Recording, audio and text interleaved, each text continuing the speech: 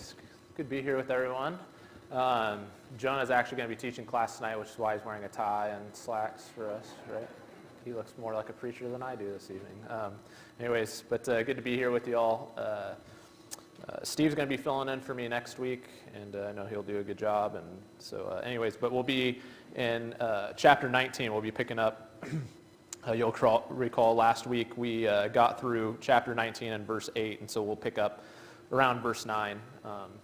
But I'll also mention that, and this will probably be announced again when everybody comes out here, but I guess that Becky was having like a very high blood pressure, and so they're at the hospital right now waiting to get in and see what's going on there. So we'll just keep them in our prayers that everything's okay there. Let's go ahead and begin with a word of prayer. Our Father in heaven, we're grateful to be able to live out this day as you've given to us, and as it's coming to an end, God, we're grateful to end this day, to come here and to study your word and to hopefully gain some encouragement and wisdom from your word. And we know that there are some that maybe aren't able to be here with us tonight.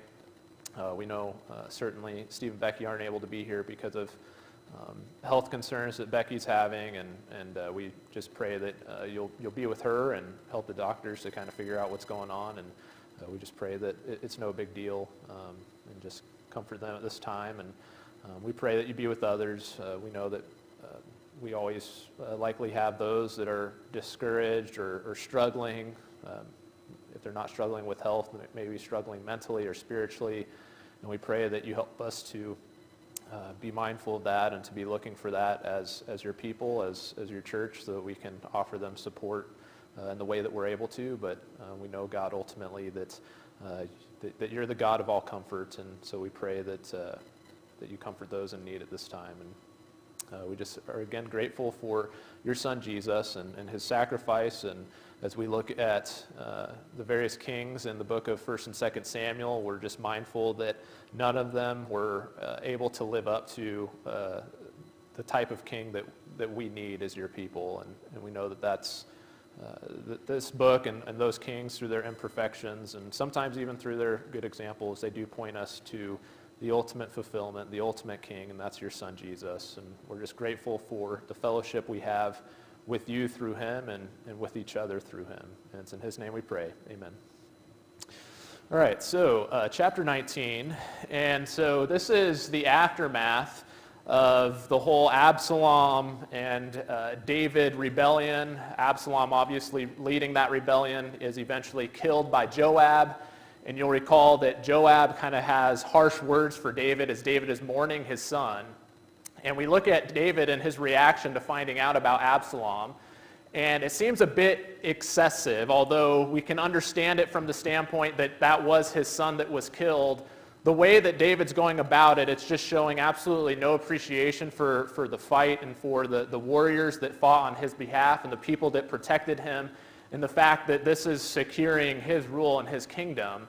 But after we think about it a little bit more, we realize why it is that David is so distraught. And it's not just that, yes, this was civil war. It's not just that this was his son dying, but it's the reality that all these things are happening due to what reason, really? Why are all those things happening? What's really the unbroken chain of events, or how did the unbroken chain of events happen that led to Absalom being killed and the people of Israel being in this civil war with one another? Yeah, I mean, it's David's sin with Bathsheba, and he was warned that the sword will not depart from your house. And so while Absalom is absolutely held accountable for his actions, you also realize that this was a prophetic act of judgment being fulfilled in David's life. And so again, it's just this story of how sin boils over and spills over and affects so many other people than what we initially intend for it to affect. That this was a sin that started in David's heart. It led to him involving Bathsheba in it. And then, by the time we get down to the end of it, it's affected the entire nation. And so again, just a story about the consequences of sin and how quickly things get out of hand. And so Absalom's been killed. Joab has these harsh words for David and kind of gets him to get his act together and to stand before the people. And you realize that the kingdom's at a very different place now than it was when David first sat on the throne, right? When David finally overcame Saul and Saul met his demise, you read the scriptures and there was just this momentum that seemed to be gaining and gaining and gaining, and things were kind of heading in a positive direction. And you kind of had the sense that people thought Saul was kind of losing it anyways and really kind of jeopardizing Israel's well-being. And so there's a lot of excitement and a lot of good things happening around David's reign initially. But this time, when David goes to war with his own son, and his own son dies, and David is eventually making his way back to Jerusalem, this time there's not that same optimism. You have David, who appears to be a very broken king at this point. There's some, I think, irreparable emotional damage in his life. And you see that in the kingdom as well. You see that reflected in this kingdom he's trying to get back together as well. And so while Absalom is struck down, the problems, are not yet resolved in Israel. And I think that's reflected in verse 9, when this is kind of the first thing it says after we shift from David's reaction to Absalom's death. It kind of gives us an assessment of what's going on in Israel this time. It says, "All the people were arguing throughout all the tribes of Israel, saying, 'The king delivered us from the hand of our enemies and saved us from the hand of the Philistines, and now he has fled out of the land from Absalom. But Absalom, whom we anointed over us, is dead in battle. Now therefore, why do you say nothing about bringing the king back?'" And so just listen to what it says there. That all of Israel is arguing. That this is as turbulent of a time in Israel's history as you could possibly have. That you had people that were backing Absalom, that were fairly confident that that would work out in their favor, and it's all kind of blown up in their face, and they're asking, what are we going to do now? David won, and apparently you have some holdouts that aren't ready to accept David coming back into the fold. And so in verse 11, it says, "King David sent this message to Zadok and Abiathar, the priests, and he said, 'Say to the elders of Judah, why should you be the last to bring the king back to his house when the word of Israel has come to the king? You are my brothers, you are my bone and my flesh. Why then should you be the last to bring back the king? And say to Amasa, are you not my bone and my flesh? God do so to me, and more also, if you are not commander of my army from now on in place of Joab.' And he swayed the heart of all the men of Judah as one man, so that they sent word to the king, 'Return both you and all your servants.' And so the king came back to the Jordan, and Judah came to Gilgal to meet the king and to bring the king over the Jordan." And so I picture David during this period of time, and in chapter 19 and chapter 20 in particular, as somebody that's trying to kind of take all these pieces from a shattered vase and slowly glue them back together. And you're going to find that he's somewhat successful in doing that with God's help, but just like a vase that's been glued back together, how confident are you that that's as strong as it was before, right? You're not. You just have this sense that it's very fragile, that it's very vulnerable. And so when David's learning that there's still people holding out and are not on board with this, David doesn't just sit back and wait for them to deliberate and wait for them to come up with their conclusion. He reaches out to them. He sends message to them. And I find some of the things he says there kind of interesting, but what I find to be more interesting is the result that it produces. And so you can see what he says. He tells them that you're my brothers, and then he has Amasa put in place of Joab. And maybe that's a way to kind of appease people. Maybe they're worried about Joab coming back and taking vengeance on all the traitors. Maybe it's a way to kind of punish Joab for killing Absalom. There's certainly a lot of politics going on here. Maybe David's upset about how Joab spoke with him, and so that's what he's doing. Who really knows what he was thinking as far as that's concerned. But I also find it interesting who he's reaching out to, who the last holdouts are.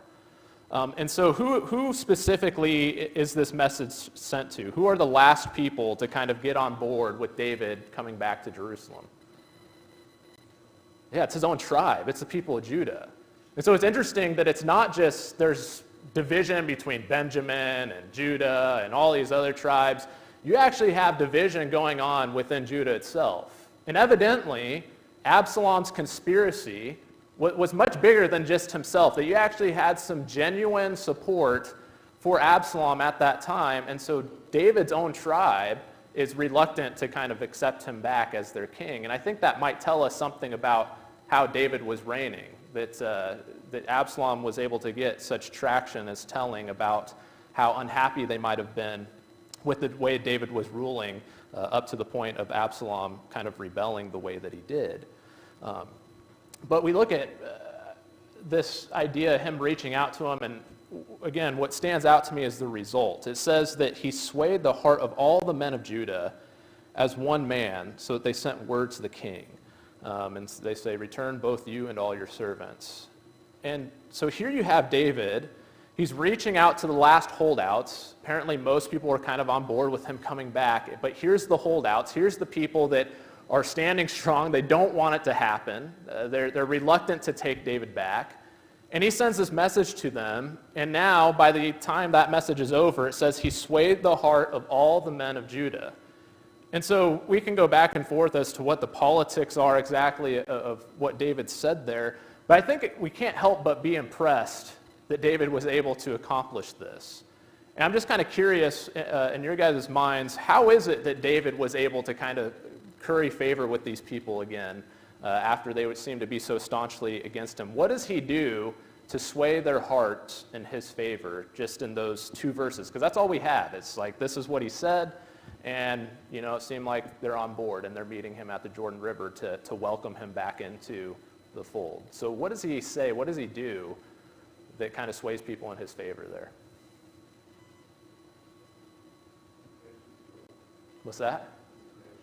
Well, that's part of it, isn't it? I mean, if I'm one of the members of Judah, I'd be less afraid of David and I'd be more afraid of Joab because he has a track record of taking out whoever the traitors are and whoever he perceives as being a threat going forward. And so I think that certainly maybe appeased some of their, or comforted some of their concerns that they had.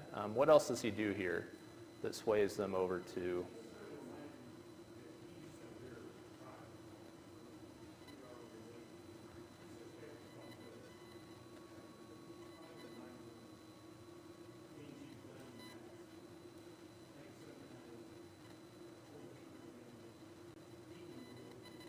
Yeah, and that was mentioned earlier too, that people were saying, look, he delivered us from the hand of the Philistines. This is a guy who still did some good things. But yeah, I noticed that he does that. He appeals to them on the basis of their relationship, that we're brothers, we're of the same tribe.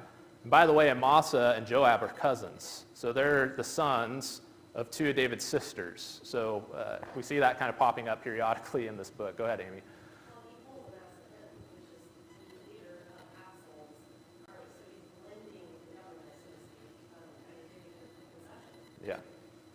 Yeah. So he's kind of building a bridge there. He tried to do that during the transition from Saul to David, but Joab did the same thing that he's going to do to Amasa.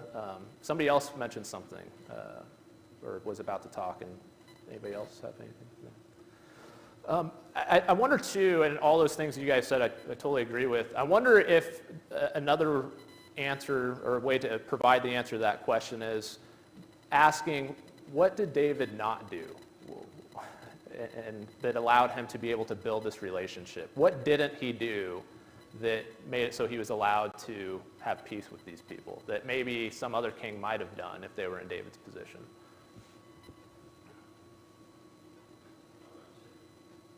What do you mean own up to it? Oh, like taking ownership, saying, hey, it was my fault, kind of a thing? Yeah, I don't know if David really does that, but it would have been nice to see him do that.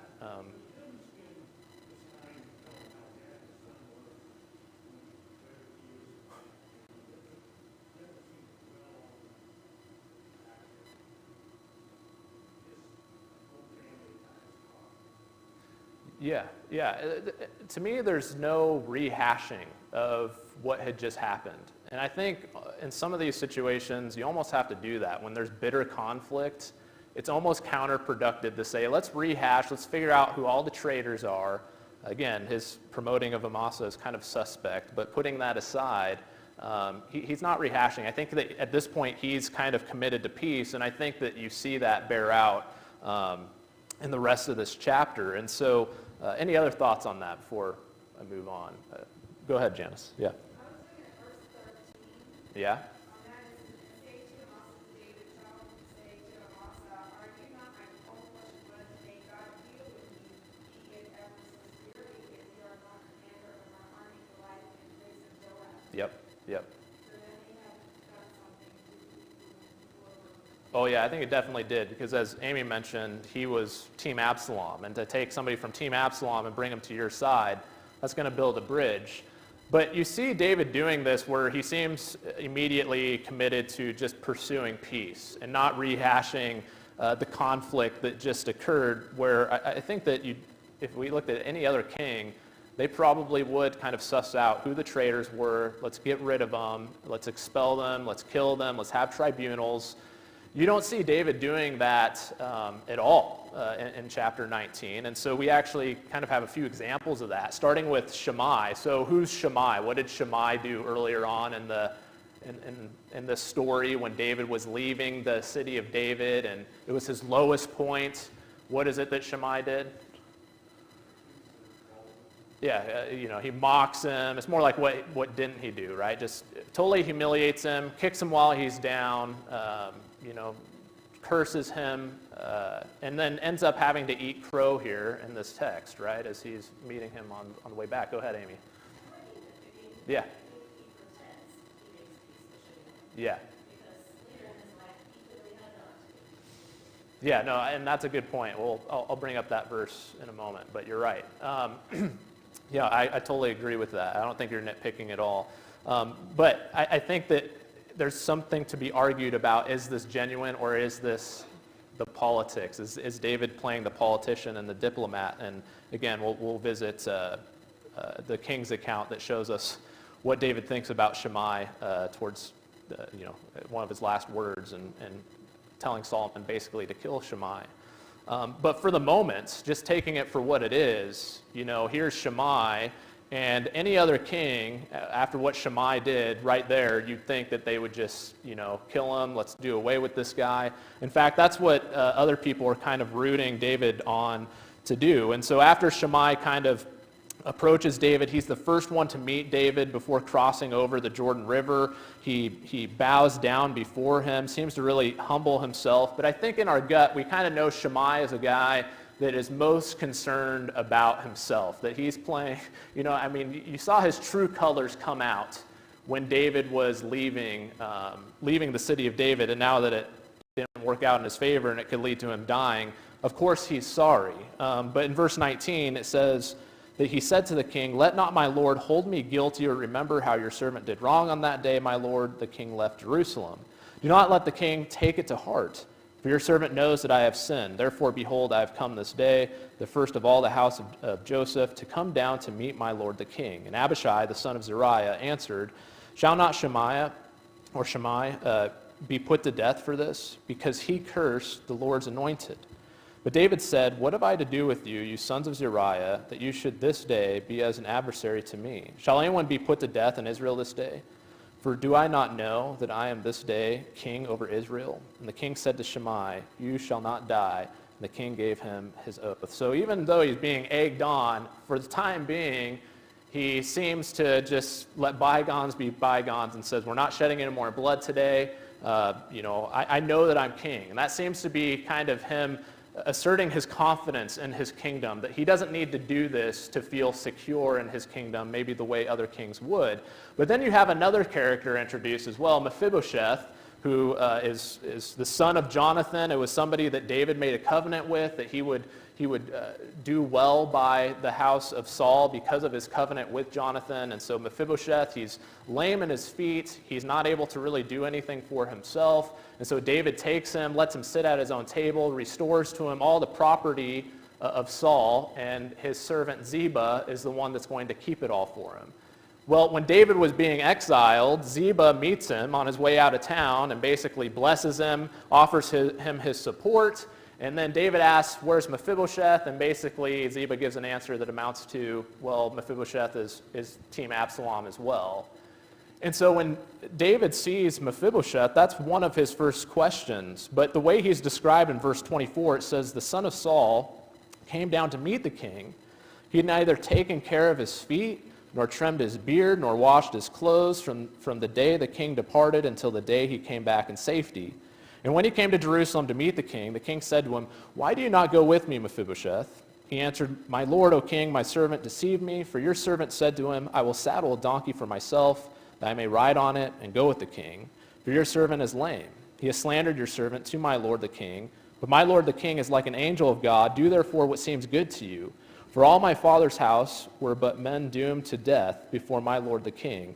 But you set your servant among those who eat at your table. What further right have I, then, to cry to the king? And the king said to him, why speak any more of your affairs? I have decided you and Ziba shall divide the land. And Mephibosheth said to the king, oh, let him take it all, since my lord the king has come safely home.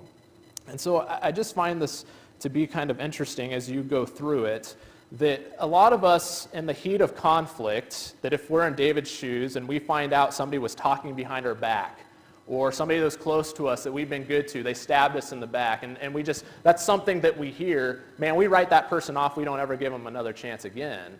And here's Mephibosheth. David at least hears him out, and it seems like who's genuine here? It's Mephibosheth, isn't he? I mean, here's a guy that since David had left, didn't wash his clothes, didn't take care of his feet, I guess trim his beard or his toenails, right?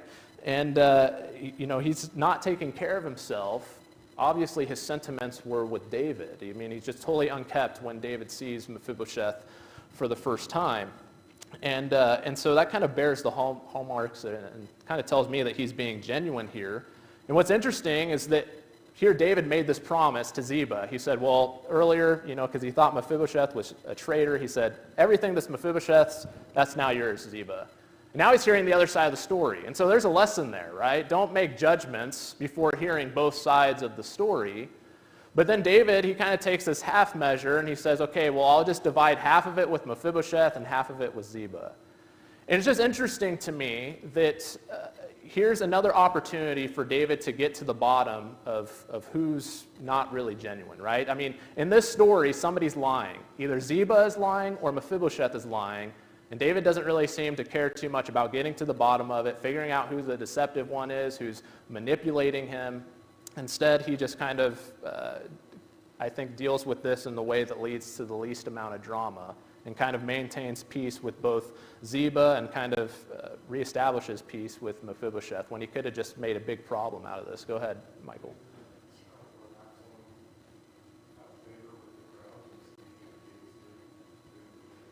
Yeah, that's true. Yeah.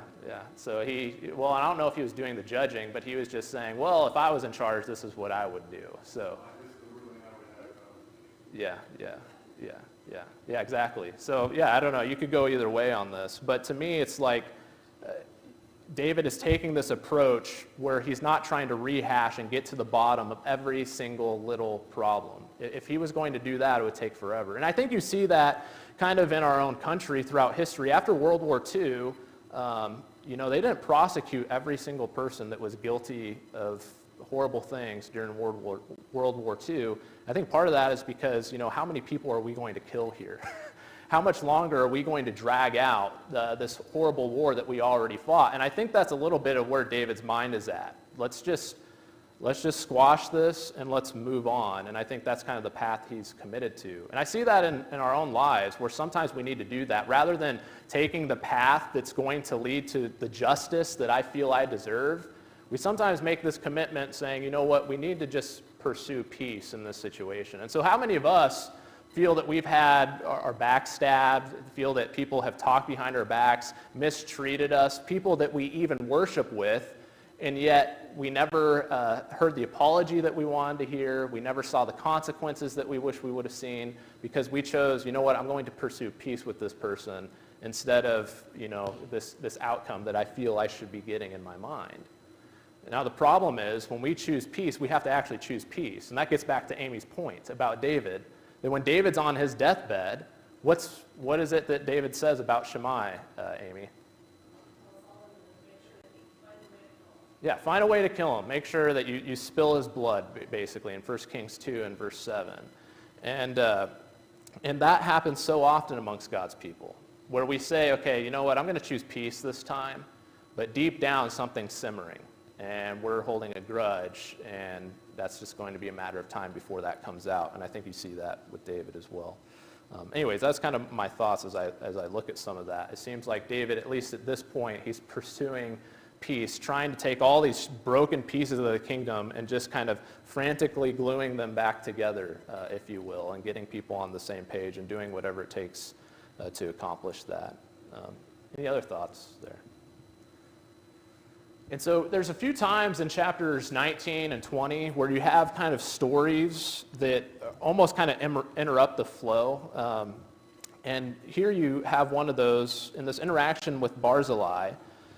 Barzillai was one of the men responsible for sending all these goods and food and supplies to David and his men as they were hiding from Absalom. He's a very rich man. He's a man that's advanced in years. And as David is making his way back across the Jordan, Barzillai travels, I think it's about 50 miles, to come and greet David and send him on his way once again. And so because of this, David is showing gratitude towards him. He desires to bless him by bringing Barzillai back with him to his kingdom and giving him all the things that a king could give somebody.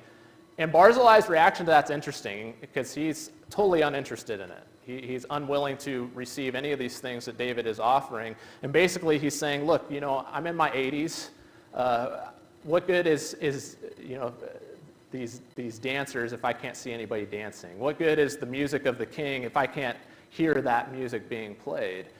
And so what I think Barzillai essentially is he's this bright spot during some of the darkest times of David's life. It's interesting that I think this period with Absalom is the worst time in David's life for sure, and yet during that time he receives one of the greatest acts of kindness that he'll ever receive in his life as well. And David's grateful for that. In the midst of trying to piece back together this kingdom, in the midst of trying to sort out who's right and who's wrong, and all these people coming to him, and everybody has an angle. But Barzillai is one of those few people that just came into David's life, blessed him, and he had no angle in doing so. David tries to again, reward him for this, repay him for this, and Barzillai essentially refuses, and he says that, you know, instead of showing me that kindness, you can show it to Kimham, who is probably his son. And so that's what he does. He takes the servant named Kimham, takes him over to the other side, and David blesses him in the way that he would have blessed Barzillai. And I guess what's significant about this is that it left an impression on David, that when he's old, yes, he remembers Shammai, and make sure you kill him, Solomon.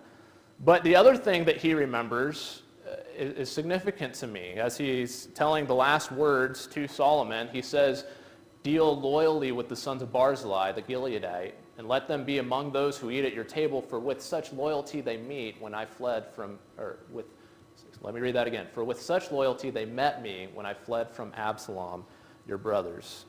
And so, yeah, he holds on to this grudge with Shammai, but he equally holds on to this kindness that was shown to him from Barzillai. And I guess that if we're going to be anybody in these stories, as we're reading about them, to me the message is be a Barzillai. Be somebody that's showing kindness to somebody in their darkest hour that is unable to repay you or to return that favor, and we're not expecting anything in return in doing it. But at the same time, I think the lesson is sometimes we've got to learn to be like what David's trying to learn in this situation, and that's just learn to receive the grace, learn to receive the help that's being offered to me, and not trying to necessarily repay it always. This was just an act of grace, as I think God was providing for David through this man, Barzillai, and he expects nothing in return. And so that stands out to me. In Jeremiah, there's actually a city that's mentioned. It apparently was a city that people would stop at on their way to Egypt, and it's called Kimham. And, you know, there's kind of different historians that talk about the purpose that it played, but they think one of the ideas is that this was where people who were in a caravan, they would stop and they would lodge in Kimham because it was known for its hospitality. And there's even a story, again, this is like, who knows if it's true or not. There's a story that Jesus and his family stayed at this town that's near Bethlehem on their way to Egypt. And So anyways, there seems to be kind of a legacy that's left here because of this kindness shown by Barzillai. So let's go, before we get into chapter 20, any other thoughts or comments on that chapter? So again, you're just seeing David, I think, pursuing peace rather than trying to met out judgment and to get justice the way that maybe you'd expect other kings to do. In verse 43, it says, the men of Israel answered the men of Judah. Or let me back up, verse 41 of chapter 19. It says, all the men of Israel came to the king and said to the king, why have our brothers, the men of Judah, stolen you away and brought the king and his household over the Jordan and all David's men with him? All the men of Judah answered the men of Israel, because the king is our close relative. Why then are you angry over this matter? Have we eaten at all at the king's expense, or has he given us any gift? And the men of Israel answered the men of Judah, we have 10 shares in the king, and in David also we have more than you. Why then did you despise us? Were we not the first to speak of bringing back our king? But the words of the men of Judah were fiercer than the words of the men of Israel. So as nice as all that stuff is that we read in chapter 19, and David maybe letting bygones be bygones and showing and expressing gratitude to Barzillai, you get down to the end of the chapter and you still have a huge amount of problems where the men of Israel are arguing over, only this time the argument is reversed. So you have the people that were holding out in Judah, they're now ushering David in, and the rest of Israel is looking on this, and they're becoming jealous about it. And it's interesting that you don't even have Judah's response given, but it says the words of the men of Judah were fiercer than the words of the men of Israel. And so I look at this time in Israel's history, and I think throughout 1st and 2nd Samuel, you just see so many opportunities for God's kingdom to fail, right? You see horrible kings like Saul and all the missteps that he had. You see all these enemies that Israel has, whether it's the Philistines or the Amalekites, and people failing to rise to the occasion. Or sometimes, they're looking at Goliath and everybody's afraid of the Philistines, and you have a David. And then you have somebody like David where it seems like you have hope and he seems like this is the king, and then he does what he does in chapter 11, and it just seems like so many opportunities for the kingdom to fail. And in this instance, you have all of Israel just totally fractured. You have infighting, you have arguing, you have people that are unhappy, that are finding reasons to be unhappy, that are getting upset over petty things, and it just seems like the kingdom is as fragile as it's ever been. And yet somehow the kingdom's going to continue. And the question is, why is that? How does this kingdom continue in the face of giants, having a horrible king like Saul and a king like David who makes huge monumental mistakes, when they have civil war where none of their leaders can get along, where they're arguing over things that ultimately don't matter? How does the kingdom of God continue with those types of things going on? What is the answer? God has a plan. I think that's the only thing. It's the grace of God, isn't it? That this kingdom continues and that it doesn't implode on itself. I think most other kingdoms, I think all other kingdoms would have failed long ago, considering the things that we see them dealing with. And so the problem gets worse as you get into chapter 20. It talks about how a man named Sheba, the son of Bichri, a Benjamite, he blew his trumpet and he said, "We have no portion in David. We have no inheritance in the son of Jesse. Every man to his tents, O Israel." And so all the men of Israel withdrew from David, followed Sheba, the son of Bichri, but the men of Judah followed their king steadfastly from the Jordan to Jerusalem. And we'll get back to Sheba, but this is one of those odd interruptions where you have David, and it's him getting back to Jerusalem finally. It's very interesting, the very first thing David does, this is it. When he gets back to Jerusalem, when he gets back to his home, this is what it says. David came to his house at Jerusalem, and the king took the 10 concubines whom he had left to care for the house and put them in a house under guard and provided for them, but did not go into them. And so they were shut up until the day of their death, living as if in widowhood. And so I just have a question. Why is that in there, and why is it where it is, where we begin reading about this man Sheba, seemingly another rebellion taking off? And all of a sudden you have this comment about what David does with his 10 concubines. First of all, maybe help to back up, why does David do this? What happened previously that led David to do this,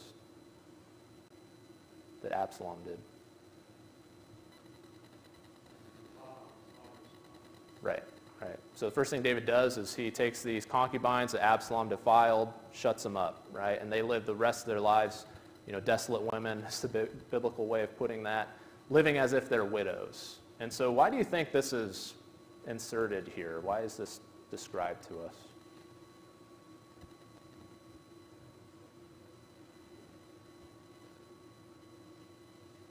It's kind of weird, isn't it? Was this something, when you look at these concubines, it's not just what Absalom did, but this also goes back to a prophecy, right? What was it that Nathan told him? That what you did with Uriah the Hittite's wife, Bathsheba, somebody else is going to do to yours. Only this time, it's not going to be done in secret. It's going to be done, in public, right, in front of everybody. I just can't help but wonder if this is put there to kind of remind us, hey, by the way, as we see this second rebellion rising, as we see all this infighting going on in Israel, don't forget why that is. Don't feel too sorry for David just yet. You read this text and it reminds you of this prophecy given by Nathan. And so as we look at this, it's very easy to kind of point fingers at Absalom, and I'll talk about him in a second. But you read this, and a big reason why this is happening, I think you're to read this and to feel kind of sorrow as you're reading it. This is a very sad existence that these ladies had to live out the rest of their lives, not being able to marry again, not being able to do the things that any other woman would be able to do in those days, although they're being taken care of and provided for. But all that aside, this is a horrible, horrible existence. This is, again, this unbroken chain of events stemming from David's original sin with Bathsheba. And again, it's just this warning about how sin leads to places we cannot even imagine, and it can affect more people than we can ever imagine. Now talking about Absalom. Absalom does this, he defiles David's concubines to assert, his authority, right? Because that shows you, see, I'm king now. I took the king's wives. That means I have all the power. But who remembers, what was kind of the final fate of Tamar, his sister? So you remember that? That's what led to Absalom doing all this. Amnon, the brother of Absalom and Tamar. Amnon rapes Tamar. Then he says, get away from me. And what happened to Tamar after that? What was told about her?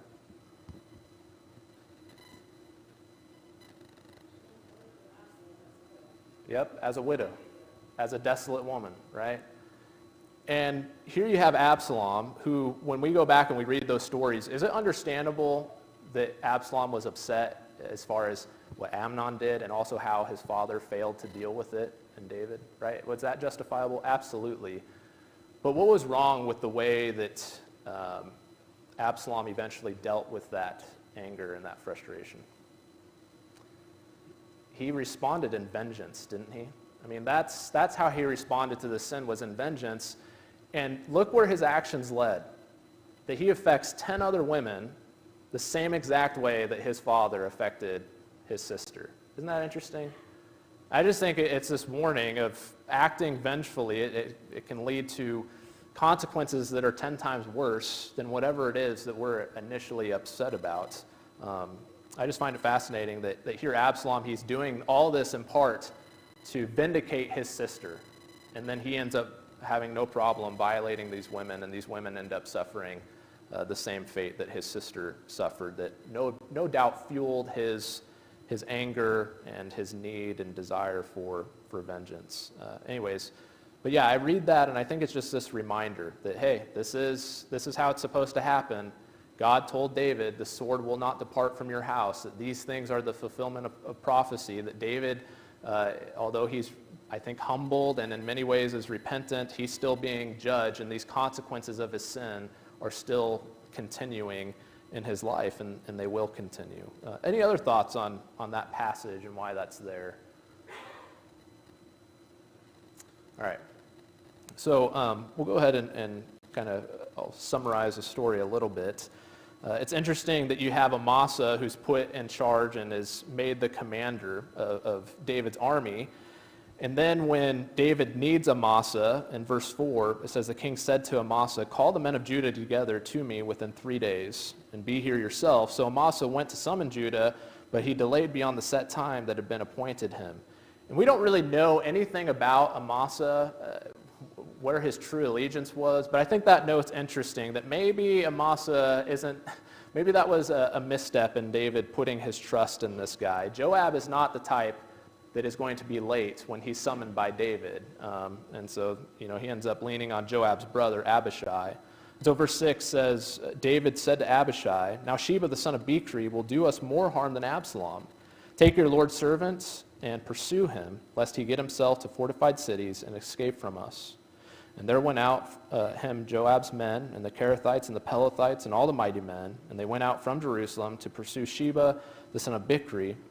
And when they were at the great stone that is in Gibeon, Amasa came to meet them.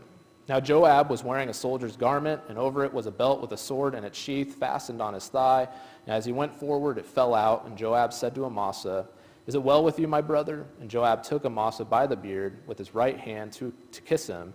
But Amasa did not observe the sword that was in Joab's hand. And so Joab struck him with it in the stomach and spilled his entrails to the ground without striking a second blow, and he died.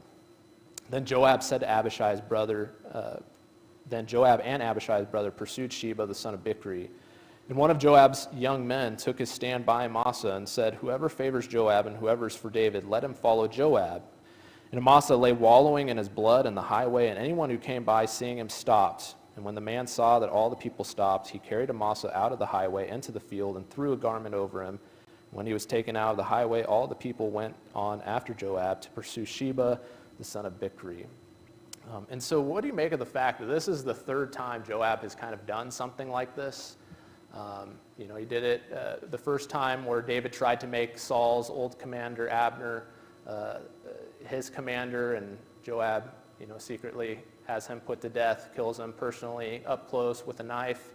He does something similar with Absalom, right, where he has this opportunity to kill Absalom, even though David said, don't do this. He does it anyways and is mad at the guy who finds him that didn't do it initially, and he says, okay, I'm just going to take this in my own hands, stabs him with 3 spears.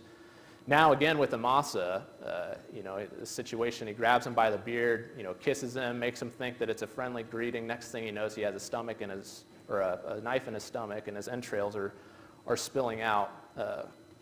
What do you guys make of this? What do we think of Joab at this point? This is kind of one of those last major stories about Joab, kind of going out on a limb and doing his own thing. So I'm curious what your thoughts are now, seeing all that Joab has done at this point.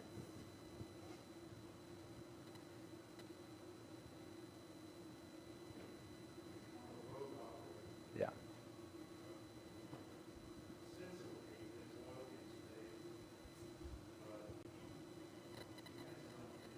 Yeah. Yeah. Ruthless, yep. Rogue, ruthless. Anybody else? I think the word I used at the beginning, or I talked about Joab on a Sunday night, he's an enigma to me. I can see the reasoning behind why he does the things that he does. When you see David making certain decisions from a military standpoint, it seems really stupid, and I can see why Joab's doing it. But at the same time, here's Joab, and he just killed David's commander. That's really what he does. That's pretty gutsy. Here's a chapter that I think is about rebellion. And you have 2 guys that are rebelling in totally different ways. You have one guy that is rebelling by rejecting who the king is. And then you have another guy on the inside who acknowledges the king, but is like acting as his own king almost, doing his own thing. It's just 2 different ways of rebelling. And maybe it's analogous a little bit to what we see in the world. You have people that reject Jesus outright, and that's not to say that King David at this point is as good as Jesus, right? But you have people that reject Jesus outright, but then you have people that acknowledge Jesus as king, and yet everything they do, right, it's just totally rejecting his will and doing their own thing. And I just wonder if maybe that's the message a little bit in this chapter that seems to be about rebellion, and this rebellion of Sheba, and kind of these two stories running side by side. Kind of interesting. Notwithstanding Sheba, go ahead, Amy. Yeah. I think you could Yeah. argue the exact opposite too. Mhm. Joab wouldn't do anything to keep David in power. Yeah. And I think he has, for whatever reason, he has suspicions about Amasa that, no, this is a mistake also to let this guy that was Yeah. who they heard Absalom with to say he won't turn good again Mhm. and start a rebellion. Because then he goes on to pursue Sheba Yeah. and listens to advice from a wise woman on Yep. how to protect the kingdom as much as possible and just destroy the Mhm. problem. I don't know, Job is interesting because I think sometimes David doesn't want to admit it, but I think he sometimes appreciates that Job's the guy that was well and truly wanted to keep the kingdom. Yeah, I've wondered that too. If he knows what Joab's going to do, but he has the benefit of telling Joab, "Hey, don't do this," wink, wink, knowing that that's what he's going to do. I don't know, but that's why I say he's an enigma, and I could go a lot of different directions in my assessments of Joab and who he is. A very interesting guy, and I think again that's just kind of life too, though, isn't it? That's human beings. That it's not always clear. It's not clear with myself sometimes if I'm a good guy or a bad guy. Go ahead. Yeah. Yep. Yep.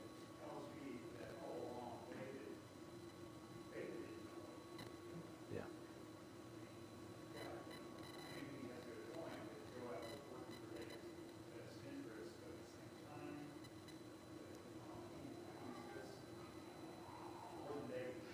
Yeah. Yeah. Yeah. No. Well said. I won't get into the story of the wise woman because we're out of time, but I do just want to make this point that, again, the point I made earlier, this kingdom has every opportunity to fail. That you have rogue individuals like Joab, you got David making very poor decisions and acting at times very immorally. You've had other kings in the past like Saul that are just out of their mind, crazy at times. You have them facing enemies during the midst of some of their infighting that's going on, and yet the kingdom still continues. And you have David and all his faults and all his weaknesses and all his problems in his family, in his personal life, and yet the kingdom still continues. And I think that's only because God promised that it would. And so while you have this kingdom that's kind of shattered and glued back together and appears incredibly fragile at this time, you have that promise given to David in 2 Samuel 7 and verse 16. Your house and your kingdom shall be made sure forever before me. Your throne shall be established forever. And I just think we have a similar promise today as God's people, don't we? I mean, that kingdom is fulfilled in Jesus. Jesus is the one that makes it sure. He's the one that established it. The kingdom of heaven, the gates of Hades will not prevail against it, right?